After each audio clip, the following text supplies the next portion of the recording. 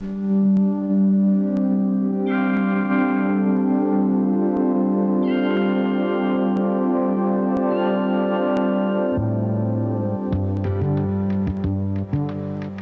Channel 10 Nelson, your community access television. Programming on this channel is made by local volunteers. If you would like to be a part of your community television, please call 354-4200 or write to Shaw Cable, 613 Ward Street, Nelson, B1L1T2.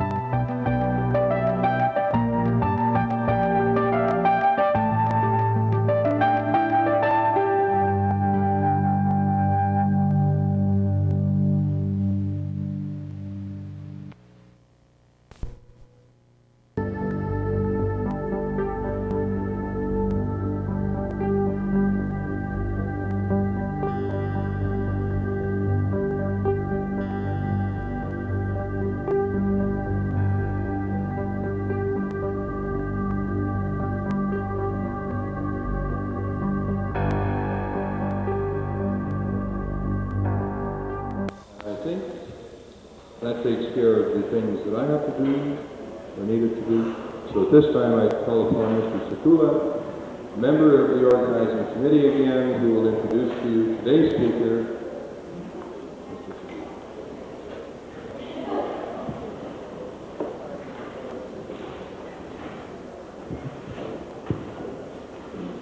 Bill, I'm very glad that you mentioned that group, because if you were going to do it, I certainly was.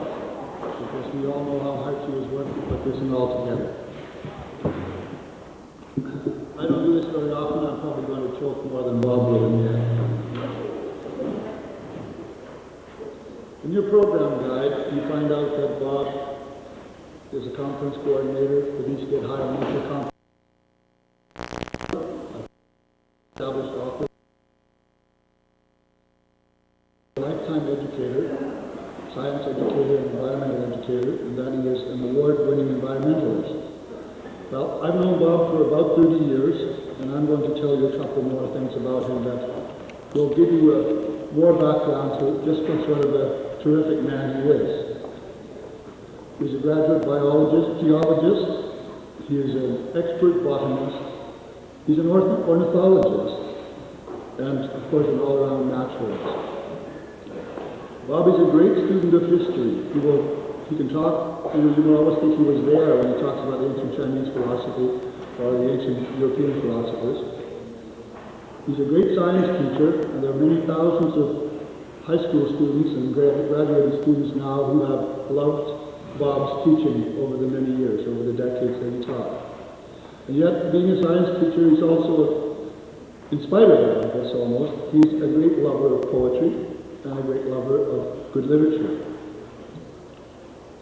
He's a profound moral and ethical philosopher, and I think still one day Bob will put all of this down on paper in one philosophical statement that will be truly enduring. Yet he's a practical man too. While he has a deep distrust of technology as a great fix-it for our problems, he has recently bent to the point where he is using a chainsaw almost every day to help restore and to help to heal some of that earth that is so badly trampled around where he lives. And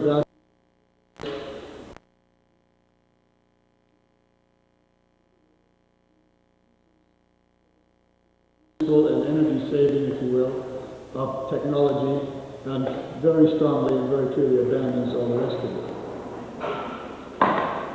Bob will probably tell you 2 or 3 horror stories of man's violence to our planet, yet he's really truly the greatest optimist I know.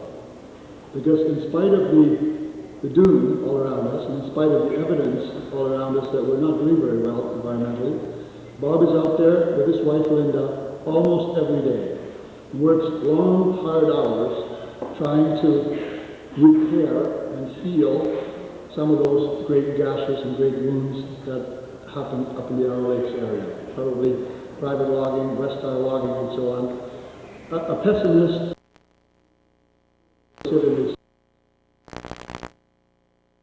never alone. Bob is out there doing what we all should be doing, repairing the earth. Ladies and gentlemen, the cornerstone of this conference, Bob Harrington.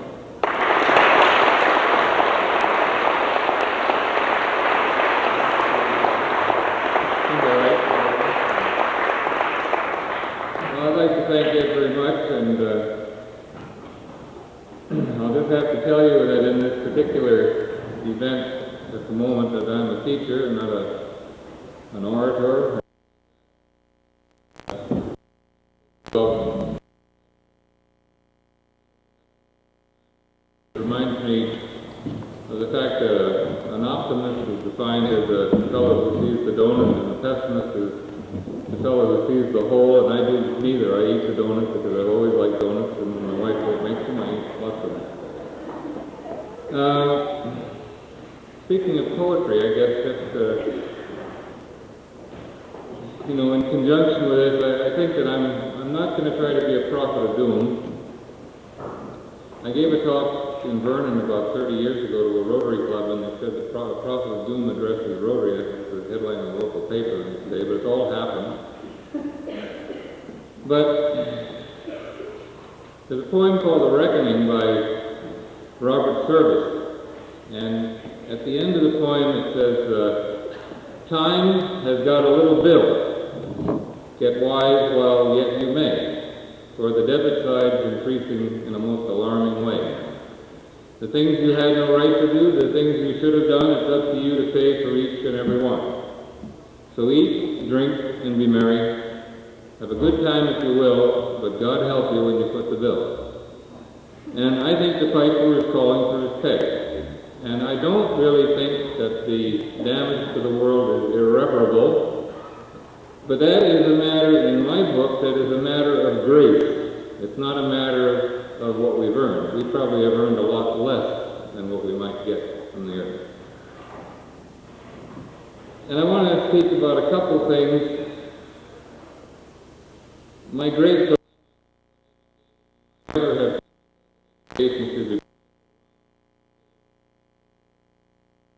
I have a very good friend, a very intelligent man, who says the purpose of education is to keep people stupid. And what he means basically is that we teach the trivia and ignore the deep stuff. And this reminds me that last night I was conversing with Ethan Askey and Patrick Burley, and this reminds me of a man I used to prospect for, an old-timer named Paddy Carroll. I couldn't tell anything about talking about Paddy Carroll. And this is what education doesn't do.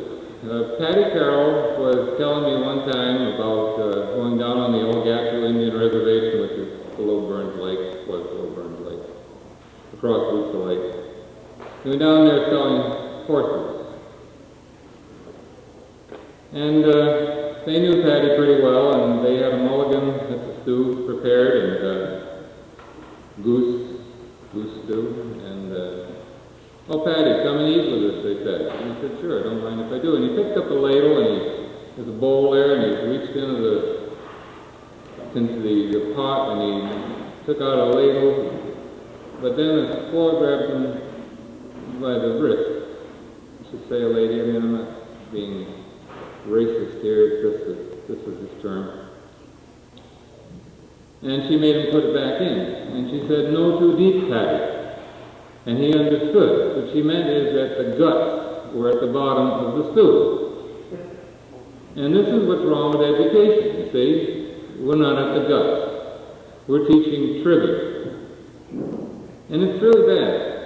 And yet I want to say this, that I wish I was 16 years old, because for a student, what could be a greater challenge in life, what could be a greater purpose in life than to repair the earth? Really. I say that teacher too, because of the fact that I have been a member of the loyal opposition of education for years and years, which means I haven't been too popular in BC for articles I've written in magazines and so on, so on, so on.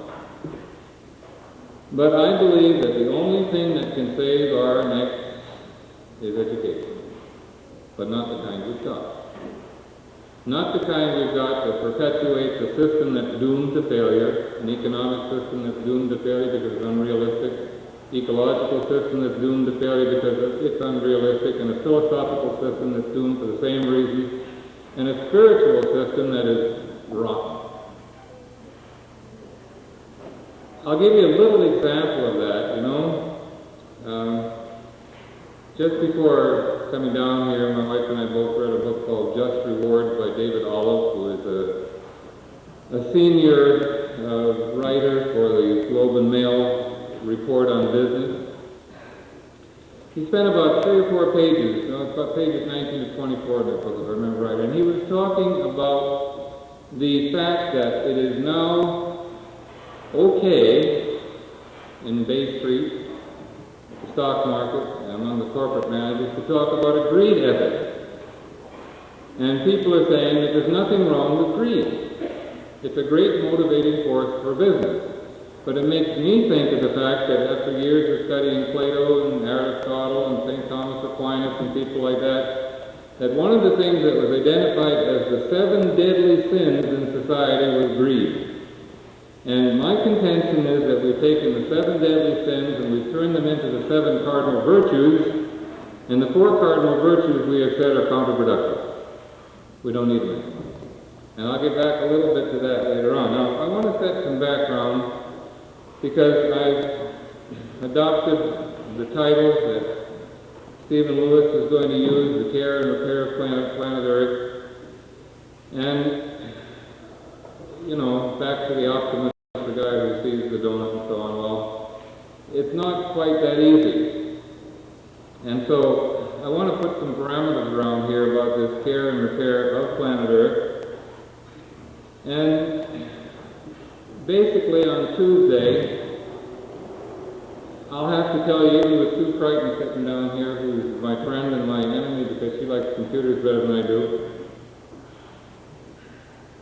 that we're not doing as much about that computer that's made out of meat that's located between the ears and behind the eyes as we ought to, and we're doing too much about the one that goes beep, beep, beep in our school.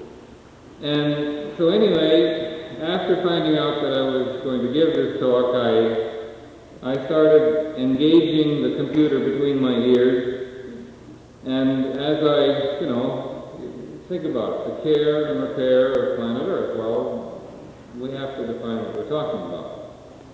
So without hearing any gears whirring or seeing any green lights or hearing any peeps or whatnot, I started to get some beginnings of a printout, if you want to call it that, or a psych out or whatever it might be. And so I thought I would start this off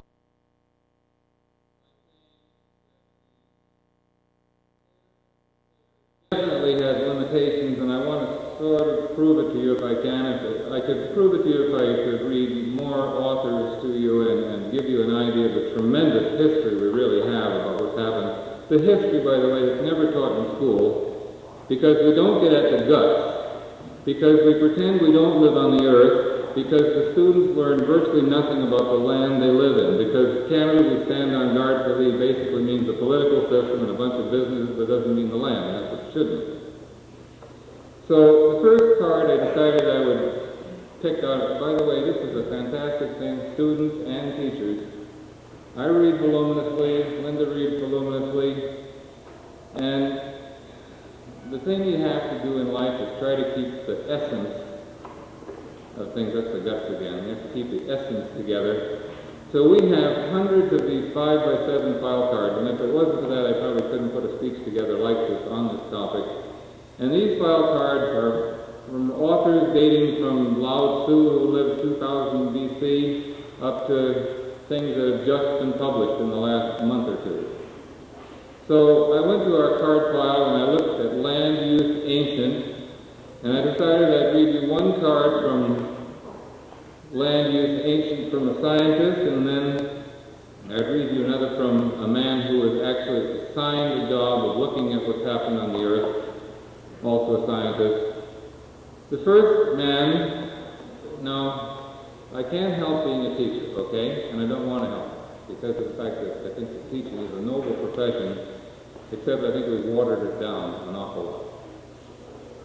So this particular man is a sort of interesting guy. This is a fellow named George Perkins Marsh.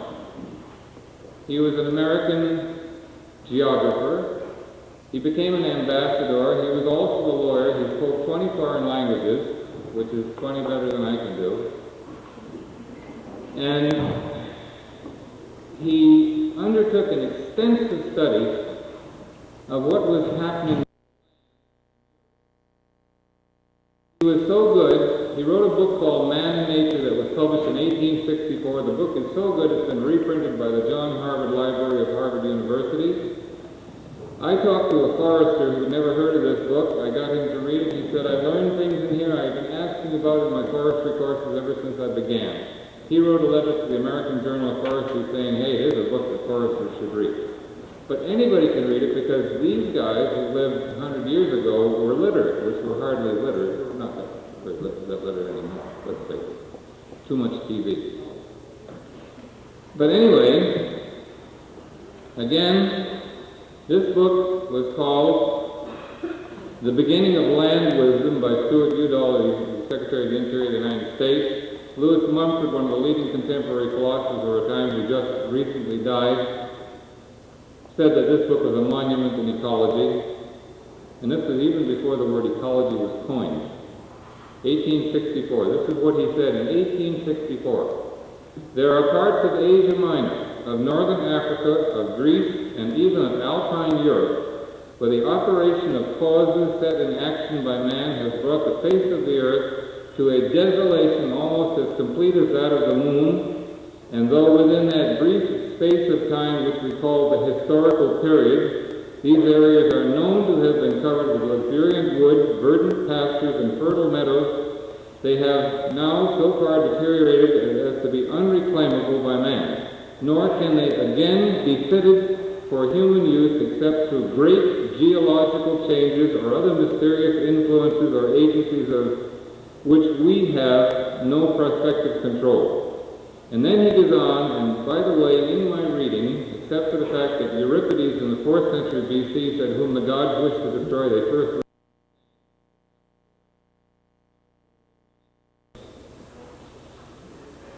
Except for that, this is the first warning I've read about extinction of our species due to our behavior. And he says this, the earth is fast becoming an unfit home for its noblest inhabitants, and another era of equal human crime and human improvidence, and of like duration with that to which traces of that crime and that improvidence extend, would reduce the earth to such a condition of impoverished productiveness, of shattered surface, of climatic excess, as to threaten the deprivation, the barbarism, and perhaps even the extinction of our species. 1864. Okay? This book, by the way, that forester who wrote the Journal of Forestry and said every forester should read this, this book would be an extremely useful book, at least in the reference library of any school, and would be an excellent book for students to read bits of in various courses. The second card I want to read from is a card written from the writings of a man named Walter Clay Loudermilk. Now last year when I had a workshop I mentioned Walter Clay Loudermilk, and I'll just mention him again briefly. I used to carry around in these sheets like this. This is called the 11th Commandment, and Walter Clay Loudermilk was the assistant to the head of the Soil Conservation Service in the United States, and he was sent out as a top scientist, Dr. Walter Clay Loudermilk. He was sent to 28 countries on 4 continents to examine the causes of land degradation. And he repeatedly warned the following, this is a quote, he said, civilization is running a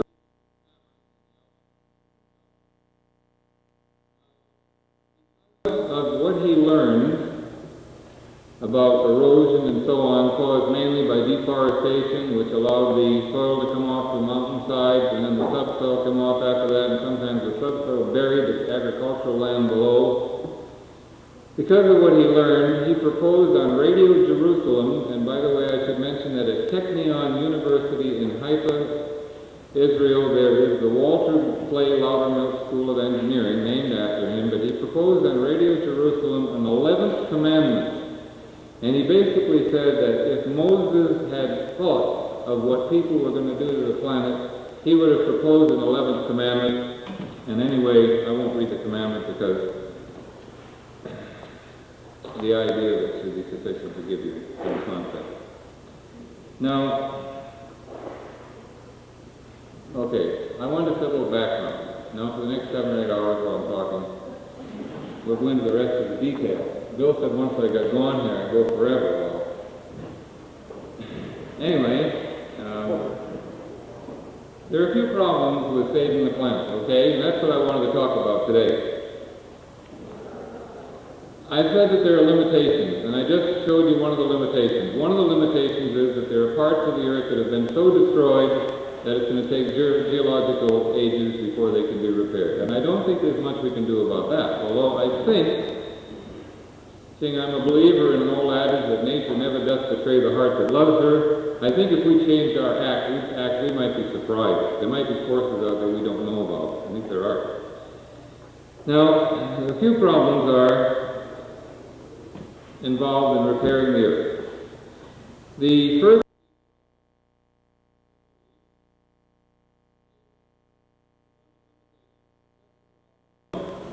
is the idea that since the Industrial Revolution began, and you can throw the beginning of that wherever you want, 17th century, 16th century, but even go back to the 13th when they were burning river coal, or sea coal as they called it in England, and they were trying to get access to stop the air pollution. But let's say we put it somewhere around the 17th century. I think that one of the things that really happened was a fellow named Turgot walked into the Sorbonne one day, and he said, look, let's dump this cyclical theory of history. Let's get rid of the idea that man proposes and God disposes. Let's get rid of the idea that man was put on the earth to dress and keep the garden. Let's get rid of any of this sort of stuff and figure out that man can run a better world than God or anybody that ever could have run. And so he was talking about Adam Smith, and he was talking about John Locke and various concepts that were coming up. And what we did basically is we dumped the cyclical theory of history and we adopted a linear theory of history which said that man is charging to the bitter end, which we're doing now. So anyway, prior to the Industrial Revolution, there was a much better integrated set of medieval values than we can possibly suppose.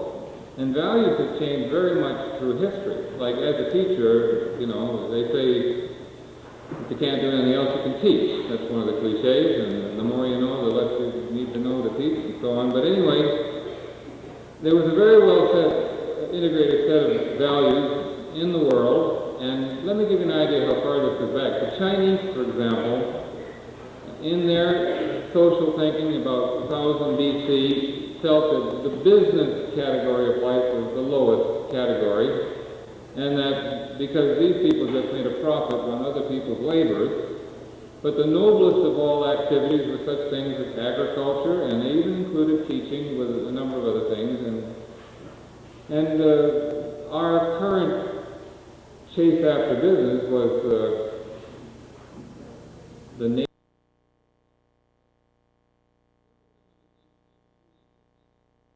It wouldn't hurt us to believe now. They believed the earth was a divine gift. They believed that the earth was not to be overly tampered with. It was to be studied and it was to be appreciated. There are also moral principles related to money lending. Money lending was not looked upon with much favor, and interest rates such as we have now would have been abhorrent, immoral, as they are today. And they also had the idea that personal gain should be limited. You know, when one of the famous billionaires in the world was asked when he would have enough money, he said, there's no such thing as enough money. That is a pathology. That is a form of insanity. And the day that we recognize that, we will be starting to turn the corner in our civilization. Enough for every man's needs, but not for every man's greed, is the way Gandhi described the ability of the earth. All right. They justified concepts on the basis that they were socially desirable. Now, keeping these things in mind, I'll throw in one more principle that's a real tough one. And that's this, and it's a tough principle about saving the planet. It may be the greatest obstacle going. And that is a principle which is simply stated, it says prior organization in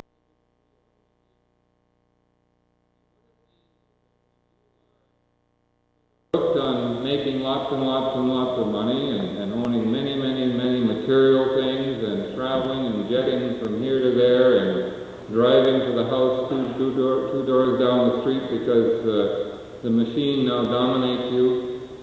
When you have all these things plus, you know, the many other things, 42 pairs of shoes in the closet or whatever it may be, it just depends on where you're at, but it's very hard to get off that and get into a frugality mode. And this is one of the problems, you see. Now, philosophically, people like Thoreau have identified the idea that a man is rich in proportion to the number of things he can get along without. This is what Thoreau said. And I'd like to just mention this for a second, and this is for students and teachers and so on, because this is an important thing. When you drive by or you walk by a showroom window and there's a Cadillac in the showroom window and it costs $40,000, whatever, with all the additives or without them, the minute you look at that Cadillac and say, I don't want that thing, that makes you rich. Contrast that with the fellow or the lady who says, I've got to have that thing. There's only one price for that Cadillac, and that's time, and that's lifetime. And nobody gets out of life alive, and there's no overtime at the end of the trail. So, you know, the problem is, it's a very biblical thing. We are exchanging our inheritance for Mesopotamia. Okay, so I want you to think about that because my idea about the care and repair of planet Earth is this, that government at the lip service stage. There are some people who are ready, and do not underestimate the number of people who are ready. World Watch Institute's recent research study on the greening of the planet indicates that in Sri Lanka, 3.6 million people belong to environmental organizations.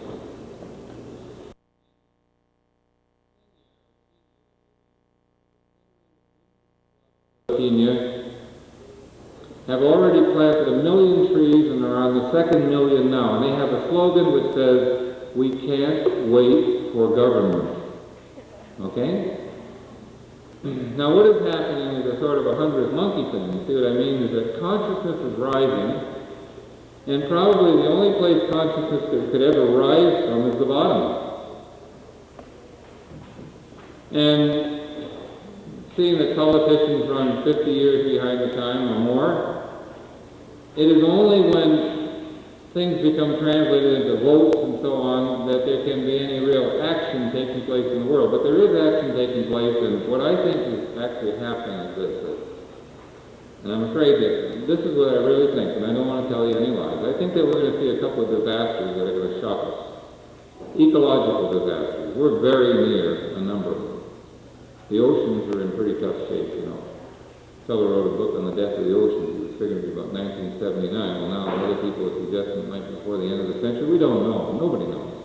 Why don't we know? Well, let me give you an idea of this. We know that ecological systems are extremely resilient.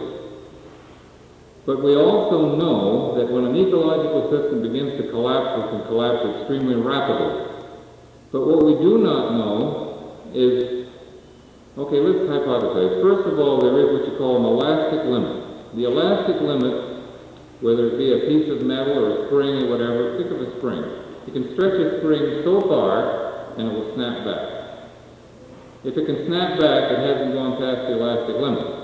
You can stretch it and pull it farther, and there's a plastic limit. You can stretch it beyond the point where it can snap back, and now it'll look quite different from it was before.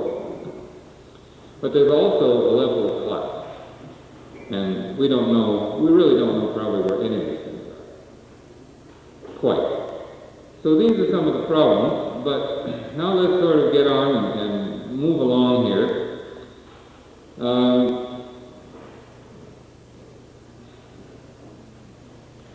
Let's think about how we would change and get into the mode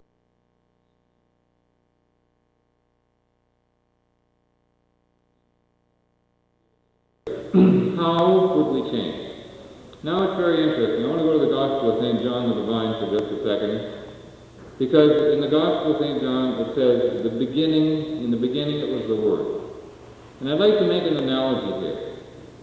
Before anything can happen, there has to be an idea. So if we think of the Word in terms of the idea, in the beginning there has to be an idea. Now, a little more than that. The idea cannot be just a sort of a passing fancy. You must be convinced. You must reprogram yourself, or else the environment will do it for you, whatever it may be.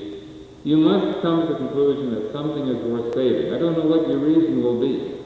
Some person's reason might just be beauty. Some other persons might believe that we had no right to violate such a great order as the planet has on it.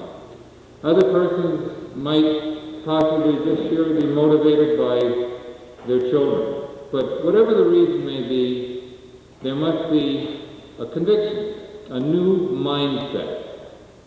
It's a new mindset that will make other things look different than they looked before. Thorstein Veblen, a Norwegian philosopher, wrote a book called The Theory of the Leisure Class. And in that book, he identified something that I see affecting people everywhere. My wife works for me to conform, make sure I get the right tie on, and I look okay. And I used to wear orange socks with a red tie. What difference did it make? You know, to me it didn't, and it still does. But anyway,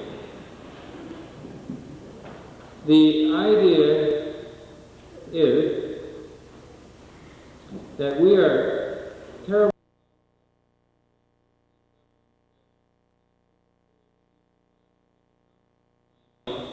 at which conspicuous waste becomes essential. Now, if I make $99,000 a year and you don't know it, how can you look up to me? But if I drive a certain flopmobile or whatever it may be, and I conspicuously spend money and I wear, you know, the right kind of loafers and the right kind of ties, of course, I buy ties, you don't have to tie. I used to have 2 of them, but now since I got about 6 of them now. Anyway. But the thing is, as soon as you get to the point where this conspicuous waste is not so important, then you stop having to do things in the monkey see, monkey do fashion. Thoreau again said, when the head monkey in Paris wears the purple shawl, all the monkeys in North America have to wear one too.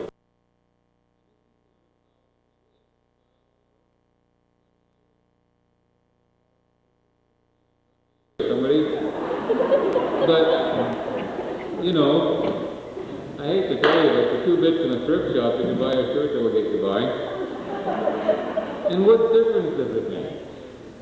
As long as it's clean, and you wash, and so on, you know, ceremony is okay. I'm only trying to, you know, exaggerate enough so that you can see what I'm trying to get at. Okay. So in the beginning it was the Word, in the beginning it's the idea, and you have to get the idea however you develop it. And in some ways, you know, the people we look down on, the hippies and so on, except that they probably substituted a set of their own kind of values by which they could judge one another. But when they disdained certain of the marketplace idols, that wasn't so bad. The bad thing was when these fellows like Jerry Rubin or whatever his name was, when they became yuppies, maybe that was too much of a change. But my number 1 point on changing the earth is whatever's going to happen, it's got to be preceded by the idea, okay? So now let's look at the obstacles. Let's look at sort of the bare bones society of our society today. Let's say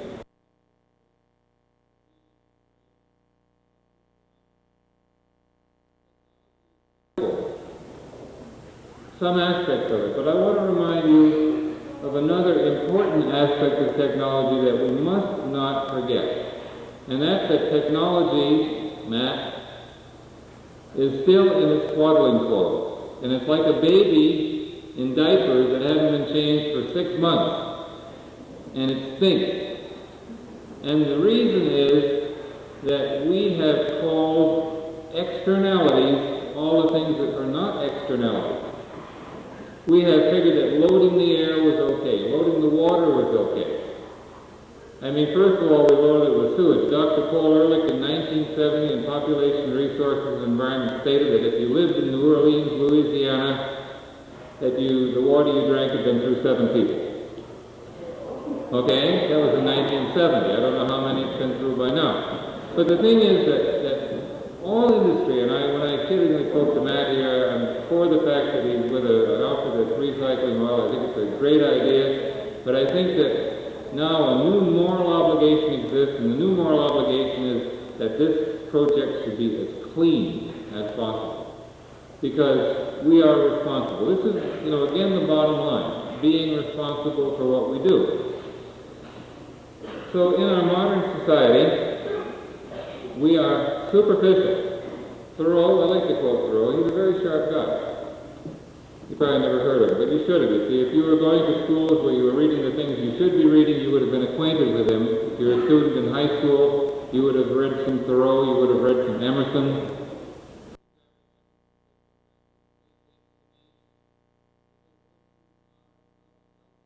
I can't hear what you say. And can't we see the other guy who's throwing the ball? Have we ever seen any of them? Can you think of something like that? All right, but Thoreau said one time, it doesn't matter what kind of a vote you drop into the ballot box. What counts is the kind of guy who drops out of your room into the street every morning.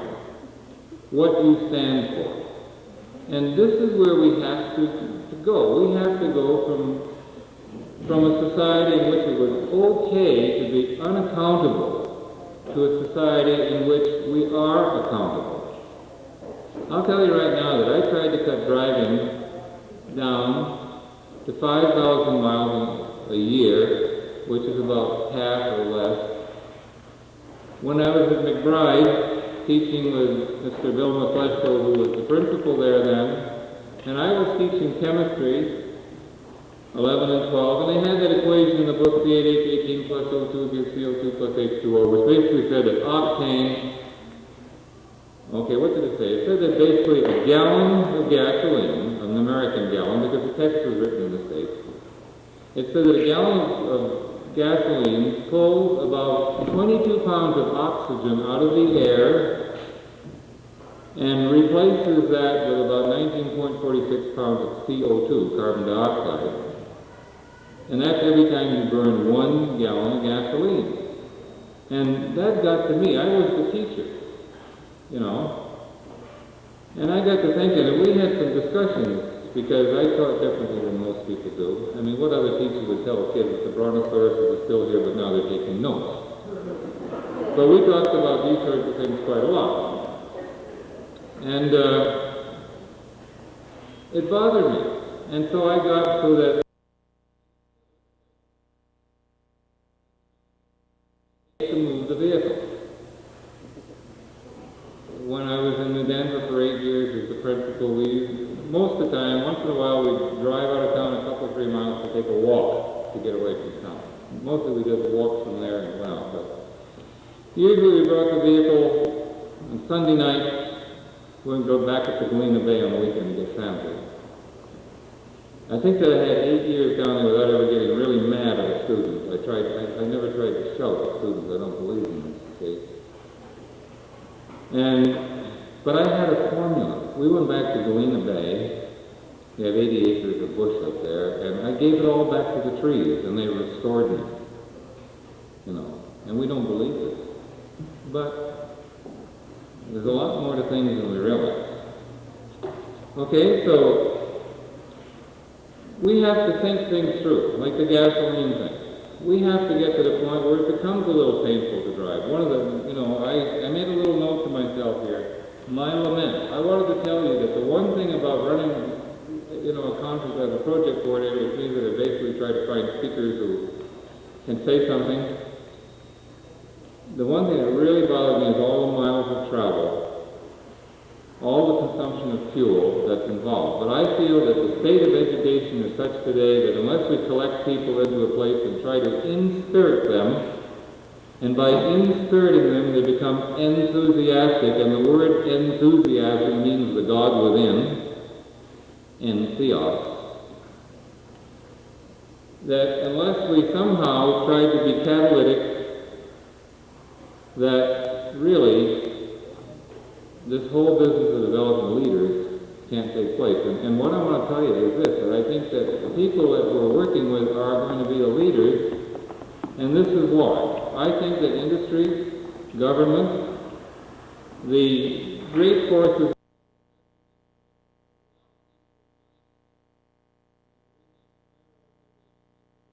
organizations, they're 2 or 3 years away from seeing some ecological catastrophes happening that are going to cause them to suddenly lose their cool and get serious about saving the planet. And in 2 or 3 years, grassroots for the development of basic ideas and basic philosophy can be very, very important to what we need to do in the world. Okay. Now, I want to tell you something about the quality of educational stuff, too. Norman Cousins was the editor of the Saturday Review of Literature and a very, very well-known author. And one of the things that he was invited to do was to go down to Bikini Atoll in the Pacific and watch the explosion of the first nuclear bomb, the test bomb in the Pacific. And so he went along and he had all the heavy dark glasses and all this sort of stuff, and he saw the explosion of the first bombs, and then he wrote an essay called The Stand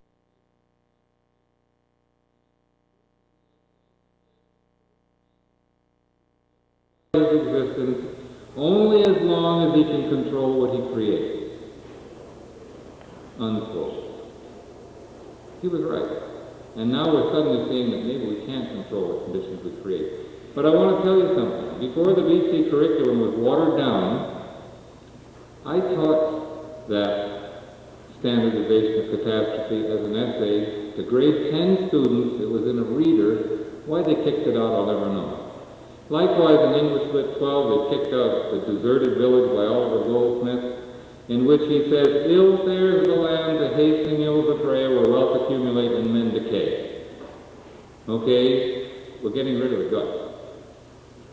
We've done a good job. And yet, I maintain that I'm a member of the very loyal opposition in education, because I think that education should be at the root.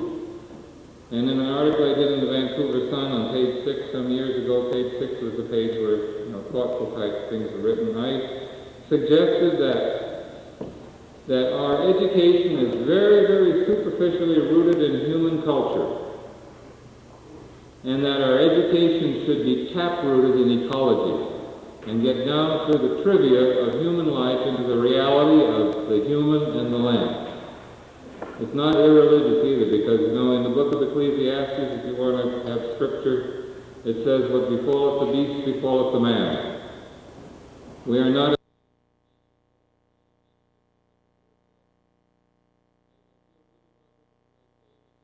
I gave a talk in Preston a year or so ago. They had a thing in the paper that said that they used my name as the speaker, suggested that we needed a golden rule. And the interesting thing, this is a great thing for science teachers and other teachers to read. September issue of Natural History magazine, available on the newsstands, is an article by Stephen J. Gould, who I'm sure all science teachers in BC know, or should know. Stephen J. Gould is a Harvard University paleontologist who's very famous for the work he has done on the Burgess Shales in British Columbia, located along the CCR between Seal, Golden, Wapta Lake in that country, the fossil record. So Stephen J. Gould is asked to write an article for the Natural History magazine. He's a Harvard University professor of paleontology, as I said. And in his article, he proposed that the thing we need to do, in view of the fact that 99% of all the species that have ever lived on Earth are already extinct, and we are not immune. He said the thing we need to do is to establish a golden rule with the Earth while the Earth will still allow us to do it. And he said it may not much longer. And what it may do is kick us out, which means render us extinct. And then it may go into a repair mode and go merrily on its planetary way without us. I mean, I think that when you have scientists, Dr. Schneider spoke about this. He spoke about insurance. If the chances are even 10% that you're going to destroy the world, you say, yeah, well, it's only 10%. Interesting thing, I read through the House of Commons hearings on global warming. They had a DuPont guy on it. They said, when will you be ready to get rid of CFCs? Well, he kind of hedged. Well, then they asked him, well, how sure are you that CFCs are bad? Oh, he says maybe 60-40. And another fellow said, when will you...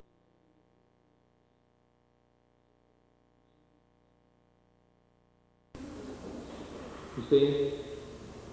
I mean, this is what Dr. Schneider was getting at. When do you take this concept of insurance and start to apply it? When the roof is leaking, do you wait until the floor of the whole house is wet, or do you patch the roof maybe when only your best dress or something got ruined? And we should be thinking about this in terms of everything else. When do you start loading the rivers and the air with garbage? And I'll give you one more example I've been mentioning in the workshop that I gave a graduate course in ecology at Kananaskis Environmental Research Center, which is part of the University of Calgary. And the fellow who was in charge of Kananaskis Research Center at the time was a soil biologist. He has a PhD in soil biology. He'd been head of the Nature Conservancy in England. His name was Dr. J.B. Cragg, and we used to eat lunch together once in a while. And I'd worked 3 years dispensing pesticides around the planet before anything was known about the harm of them. I have various reasons for having gone into environmental stuff and ecology. And he was telling me, he said, one of the interesting things about pesticides, he says,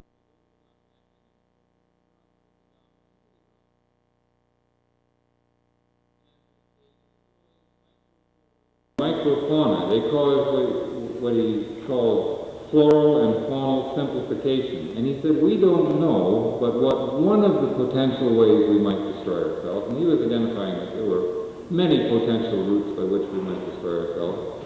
He said one of these ways is that we might actually wind up destroying the decomposing system. And very few people realize that a teaspoonful of soil may contain millions of organisms. And that an acre under the summer sunshine is producing as much activity as if 10,000 people lived and worked on that acre. We do not realize that we are living on your living earth.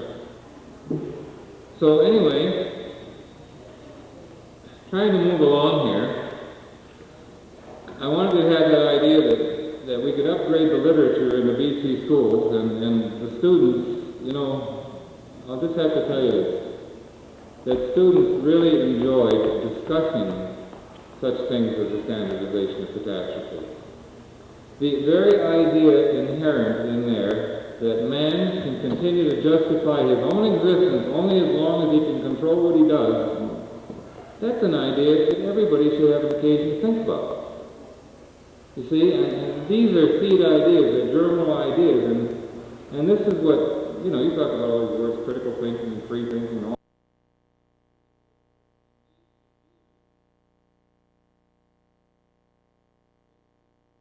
There's no friction. If you don't engage your mind with your subject, and if the subject isn't intellectually stimulating enough, you're not going to have learning. And so these ideas, I think, need to be in the curriculum. At the same time, I might mention that Dr. A.F. Coventry of Guelph University told the Field Naturalist Organization one time, the Toronto Field Naturalist, he said he'd been watching the West Humber River in flood. I forgot what it was, 42 tons of soil an hour or something that was coming down in the spring. And he said, we have been breaking the little laws for so long that now the big laws are starting to catch up. And I think that this is another point that we have to realize. Now, to move along a little bit into the root causes as I see them, and I am certainly not omnipotent, omniscient, or omnipresent, or any of those things, so, I mean, this is a very important educational concept, that we look at the world through what. When I learn things, I learn the things I learn, and the things I learn give me what you might call an educational context. And the German word for this educational context is the Weltanschauung. Everybody has a worldview. Well, you see, in our worldview today, we have this ever-escalating gross national product. And we never, ever measure the gross national disaster. Because our attitude is, don't tell me the facts, I know what I think. We don't want to hear the other side. People like me, they say, hey, be positive. Don't be such a negative person. Baloney. Looking at both sides of the equation is not negative. It's realistic.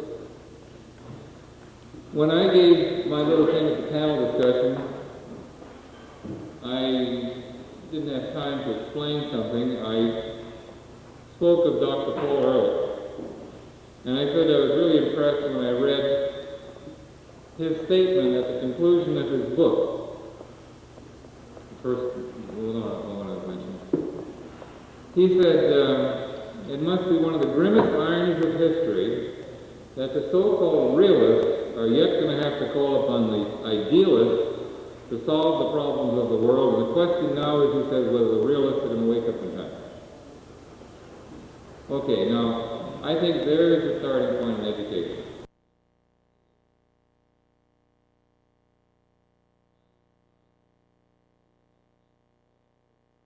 But, you know, a human being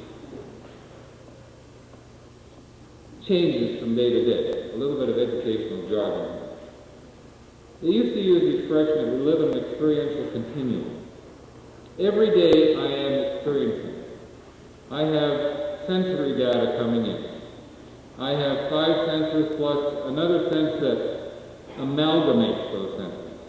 So every day, as I move along the experiential continuum, I become more of a person than I was yesterday, or maybe less of a person, depending on how I act. But the thing is that idealism is not a bad place to start. And then we could maybe start tailoring some more idealistic concepts, and we might suddenly reach a point someday where we arrive at a point where we live in harmony with our environment, which is the sine qua non for survival on the planet. All species that violate harmony with their environment eventually pass away. That is how they become extinct. Okay? I guess one could not maybe give this kind of address either without speaking about theology. And so I will very bluntly state my own theology. I think that I don't believe in all this hiding of theological views.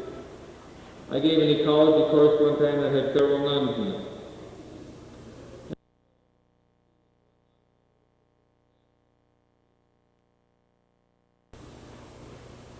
And so she did one day. And I said, well, I'm a great blue domer. I believe that everything under this blue sky is great and wonderful, fantastic. And I believe that there's some kind of an intelligence behind it, but I don't know its name. It hasn't made any special designations of anything for me. But the thing is that I feel that that great intelligence would not be above coming in and have a cup of coffee with us around, because it'd be more human than I am. It'd be bigger. And so I basically said I believe that God has bigger britches than we do. And so she laughed, and then on she called me the man who believed in the God with the big britches. But anyway, making one more analogy to theology, because, you know, it's such a part of our history. We pretend we're a Christian society, and this is an interesting pretense, and I'd like to say this about it, that if we really had respect for the Creator, or a creator, we could not do what we're doing to the creation. And it's very interesting that I read a scientific journal a while ago which identified some of the practices we have industrially as being crimes against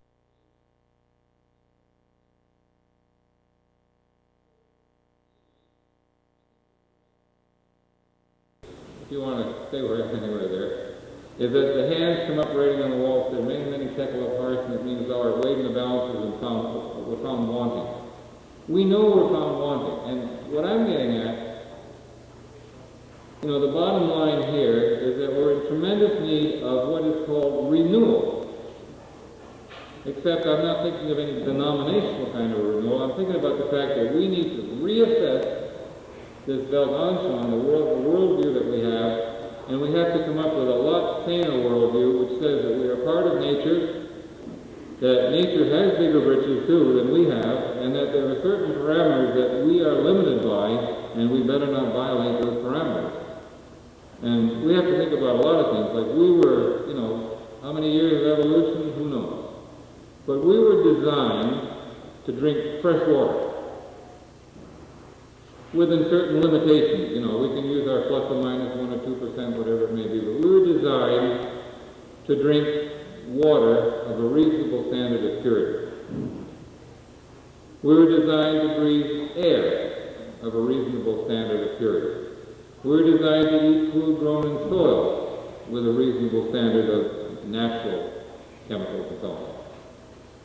And we don't know the limitations of these parameters yet, but we have to be spending a little more attention to these things, a lot more attention actually, and we have to get away from the fable attitude. There's two fables about that. One is that there's a wee little worm sitting in a hickory nut, and the wee little worm looks around and says, hey, I live in the heart of the whole round world and it all belongs to me. That's one of the fables we live with. Another one of the fables we live with is an Aesop. And it's the fable about the fly sitting on the axle tree of a chariot rolling down a dusty road. That houses the shaft that's turned. He sits on the axle tree and he looks back and he says, boy, what a dust I'm raising. And, you know, this is where we are.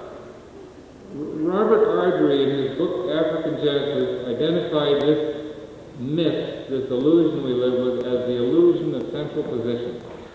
And of course, Don Marquis joked at it in our mosquitoes is just food. So, you know, if cows believe in God, God would look like a cow. That's anthropomorphism. We have this incredible illusion about our importance, which is sort of leading us down a garden path. Now, scrutiny. What we're doing doesn't stand scrutiny. And what I mean by that is that I consider myself a pretty ordinary person, and I've lived into great antiquity, as you can see.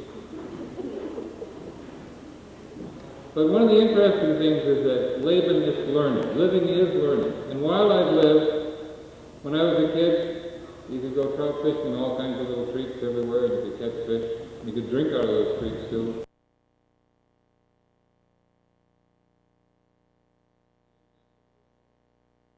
The fact that, like, a public health official from Prince George told me that most of the watersheds, he said, in the Rocky Mountain drainage are now dangerous from the standpoint of hepatitis. So if you're hunting or fishing or something like that, and you take a scoop out of a stream and drink it, you may be setting yourself up for hepatitis.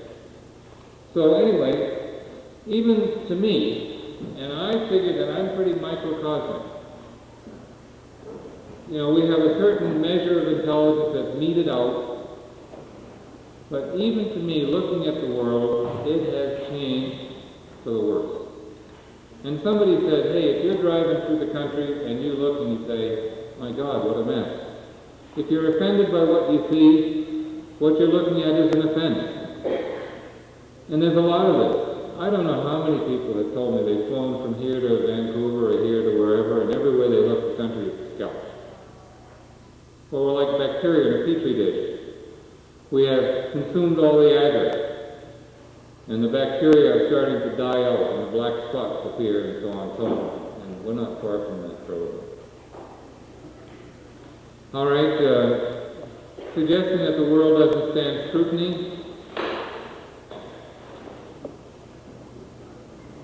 gets us to Erasmus.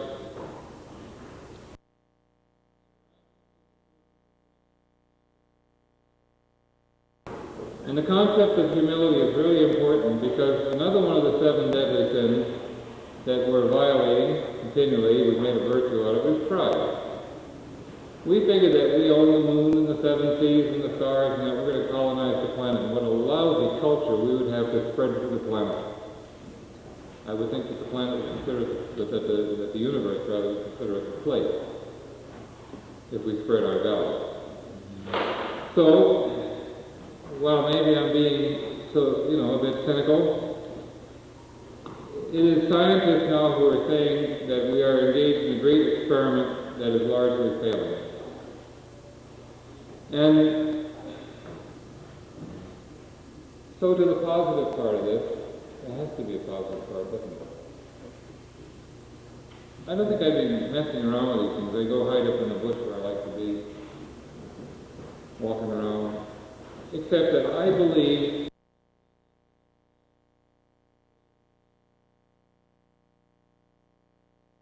I can tell you something that I realize, and that's that it's not just biologically, but young people by their nature have more energy, more enthusiasm, and more at stake than people with one foot in the grave. Hey, listen, you can't die for the life in it. I can tell you another thing I used to tell my chemistry kids. The law of conservation of energy and matter says that matter can neither be created nor destroyed, and energy can't be created nor destroyed. It can be changed from one to the other, and that's it. Well, here I am on matter, okay? So, the illusion, you push up daisies, huh? If my matter can't be destroyed and my energy can't be destroyed, my immortality is guaranteed. You can't die for the life in me. This prospector's wife, this old fellow I used to know, worked with him in the field many years.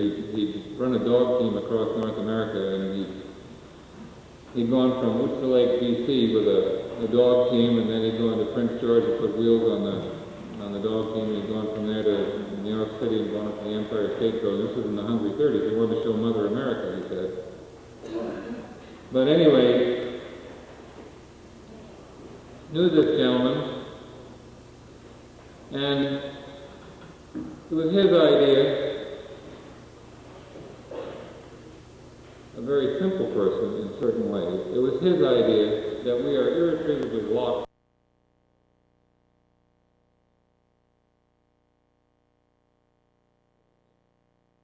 But anyway, one day, this gentleman thought he was dying, I was there, and he reached out and he took my hand, and he said, very interesting, I quote him exactly, you never forget these things. He said, I have no fear whatsoever of dying. You don't die, he said. You return to the elemental wealth of the world, and you float in the clouds, and you gurgle in the streams, and you dance in the leaves. This matter and energy thing I used to teach basically was this, that if you go on and on and on, and you drink out of the creek, you drink some rock dust from the mountain, you drink the mountain, that we do not know, we may have to come back and repair things.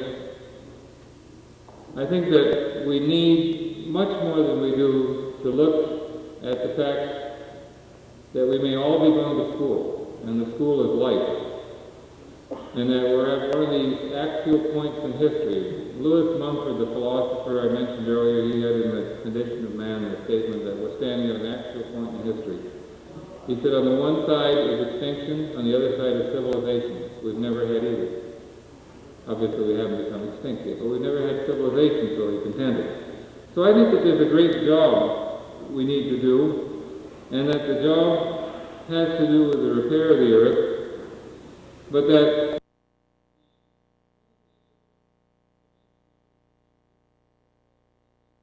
because of all the connotations, what we have is a moral problem.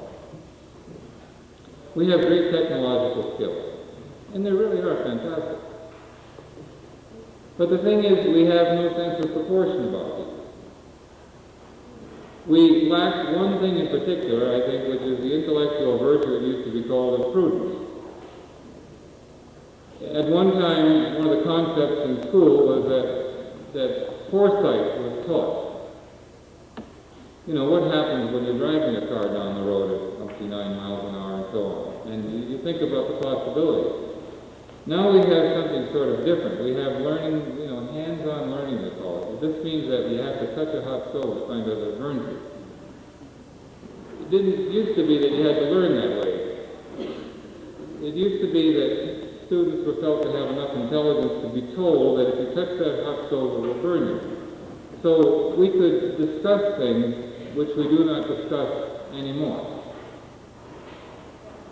In every curriculum, in every part of the curriculum, there is room for very much that is very practical. And I want to say something as a fellow who's been a principal. I've had an awful lot of students come in the office, and a lot of students who want to quit school. And there are a lot of quite brilliant, quite intelligent, and maybe every now and then, at least now and then, there's a brilliant one. And they can't learn because of the system. Because they feel, and I'm sure most teachers encounter this, that the important things are not being discussed. And you can tell a student this, which I've often told students. I'd say, look, if you can't learn because of the system, learn in spite of it. This is where the school can try to do its best to have a good library available. And there are things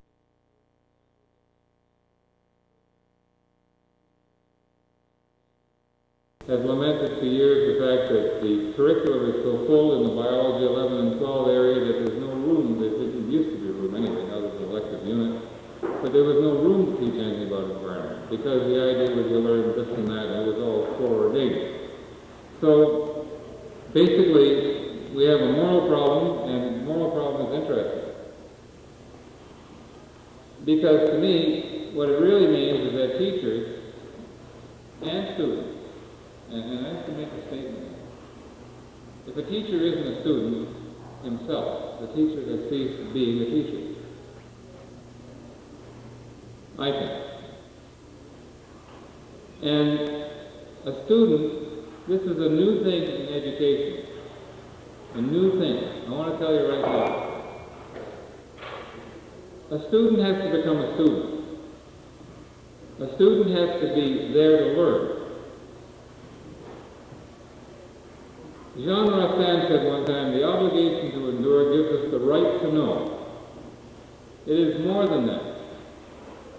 If we are going to save our earth, that means ourselves.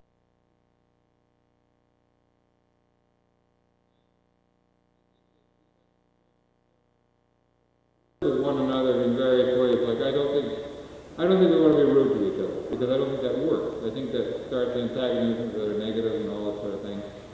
But I think that we need seriously to cooperatively, you know, even in a school-by-school level, have an assembly every now and then where we have some real free, honest, not irate and not angered discussion between groups of teachers and groups of students about how do we improve the system? What do we need to know? What aren't we teaching that we should be teaching?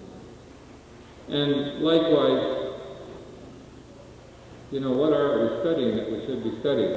I think that these sort of things are involved in making better schools. I have a lot of admiration for Grant McEwen, who was former Lieutenant Governor of Alberta. I'd like to just give you this little quote from his book, Entrusted to My Care. This is, I don't know how many of you know Grant McEwen. He's written many books. And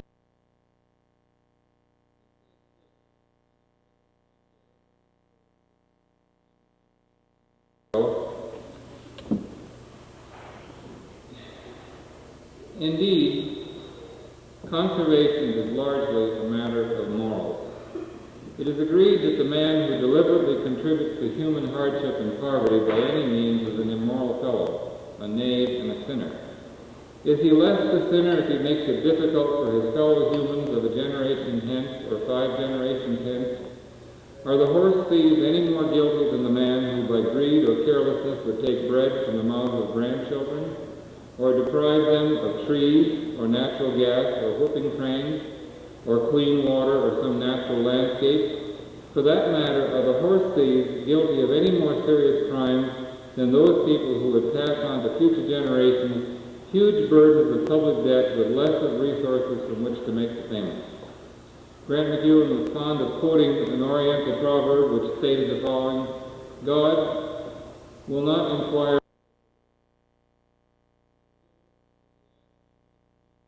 alone, he will ask, what hast thou done with the land that I loaned thee for a season? So, basically, just summarizing this very quickly, what I'm trying to say is that it's a major job. This is taking your car in for a ring and a valve job and transmission and flat tires and the horn isn't working. When we talk about repairing the earth, it really is a major job. But I'm a guy who's read ecological literature for 35 years, and I do not think it is impossible. I think it is impossible in the mode we are living in today. It's impossible as long as we think that we live in a give and grab and get world. And it was a sort of a funny thing, there's a sort of a John F. Kennedy thing, when Kennedy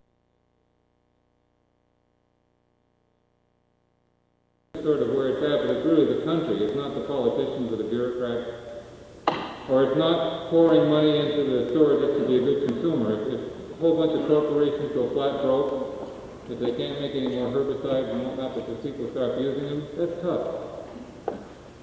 We really have a moral decision to make, and that is the thing that I think is involved.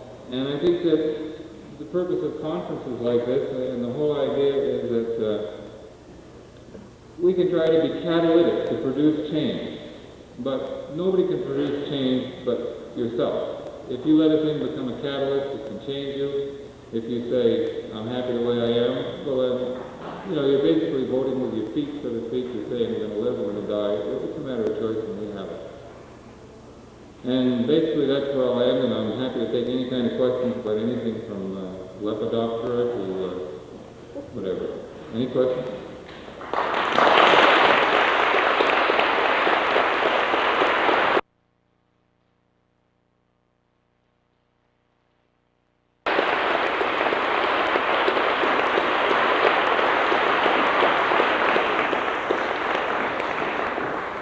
Any questions?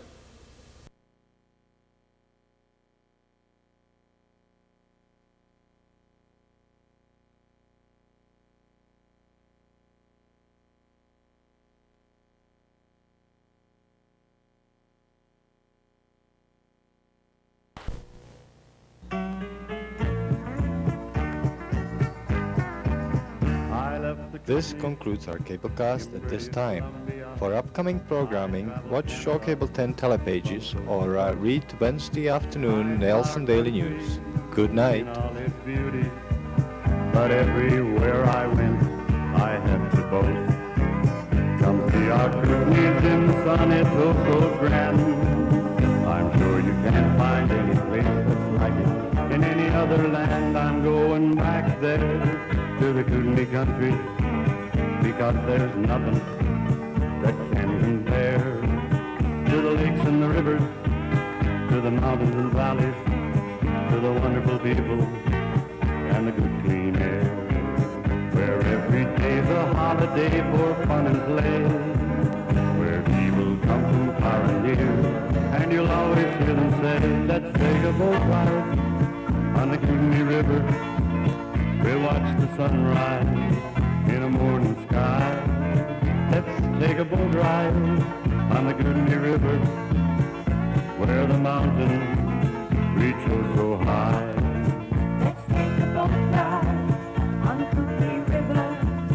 Let's watch the sunrise in the morning sky.